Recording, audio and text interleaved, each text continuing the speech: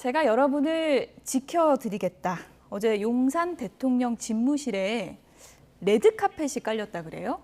네, 이 레드카펫이 바로 바이든 미국 대통령이 방한했을 때, 한미 정상회담 했을 때 환영하는 의미로 깔았던 레드카펫이니까 예. 그야말로 극진한 예우를 한 것이라고 해석이 되겠고요.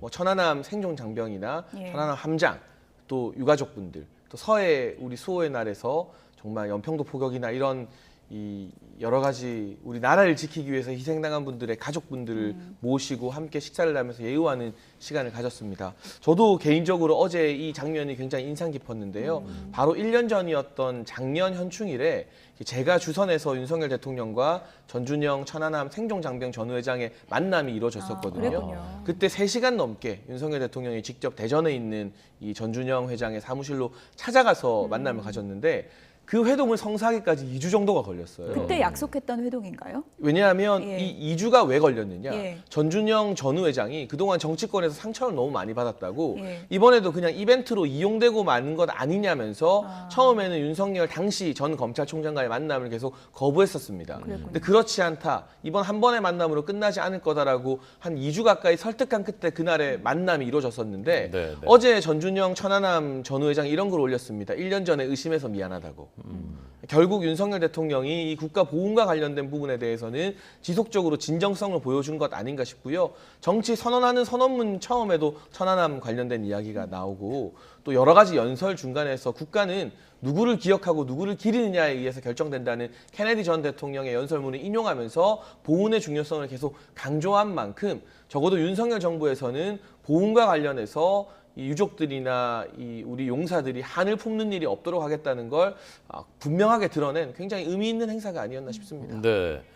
좀 전 이제 화면에 같이 옆에 서 계셨던 그 백발의 어르신이 바로 이제 윤청자 여사죠. 네. 누구 소행인지 좀 말해달라라고 문재인 당시 대통령에게 이제 물었던 분입니다. 어제 그 대통령의 이제 발언이 끝나니까 이제 박수가 나왔고 그냥 원고를 읽는 것 같지가 않고 진심인 것처럼 느껴졌다라고 참석자들이 말했다고 하더라고요. 그러니까 저는 뭐 진심이라고 생각을 해요. 네. 그리고 그 제복을 입은 영웅, 저는 이 표현 굉장히 저도 감동적이라고 생각하거든요. 왜냐하면 외국 선진국들을 보면 그런 어떤 국가의 영웅을 만들어내고 기리고 함으로써 국가의 전통을 만들어가고 네. 그다음에 국민을 하나로 모아내고 하는데 잘 쓰이거든요. 이용이 되거든요. 그러니까 굉장히 좋은 모습인데 참 안타까운 건 뭐냐면 이제 우리의 역사가 있잖아요. 네. 그 군 독재라는.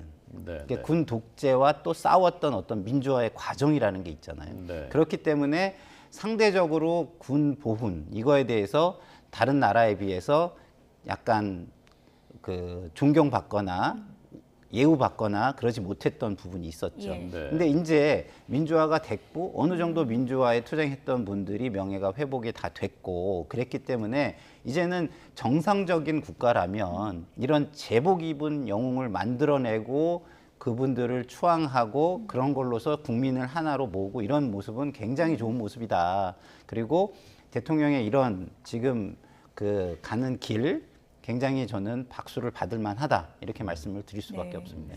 뭐 천안함 유족들이 지금까지 하고 싶은 얘기들이 참 가슴 안에 많았을 것 같은데 어제 많이 나온 얘기 중에 하나가 북한의 사과를 꼭 듣고 싶다 이런 얘기를 많이 했다고 하더라고요. 이제 북한을 상대로 우리가 대화 채널을 열기 위해서 노력하는 건 당연한 일이지만 이런 비극적인 사고 또 북한이 자행한 사건에 대해서는 공식적인 사과를 당당하게 요청하는 게 정부의 역할 아니겠습니까? 이것이 별개라고 생각하지 않는다는 것이고 무엇보다 중요한 것은 사회적 분위기입니다. 예. 지난 5년 동안 이제 각계각층의 어용 지식인들이 천안함 음모론을 계속해서 설파하고 다니고 그런 방송을 제작하고 그런 것들 때문에 천안함 생존 장병과 유족들이 참 많이 힘들었다고 하더라고요. 그런데 12년 만에 처음으로 대통령이 대통령실로 이 관계자들을 불러서 이 식사하면서 격려하고 이런 사회적 분위기가 조성되면 이 정부나 공직뿐만이 아니라 민간의 영역에서도 천안함이나 연평도 유족들의 명예를 훼손하는 그런 제작물들이 좀 덜 만들어지지 않겠습니까? 그래서 이런 사회적 분위기 조성이 굉장히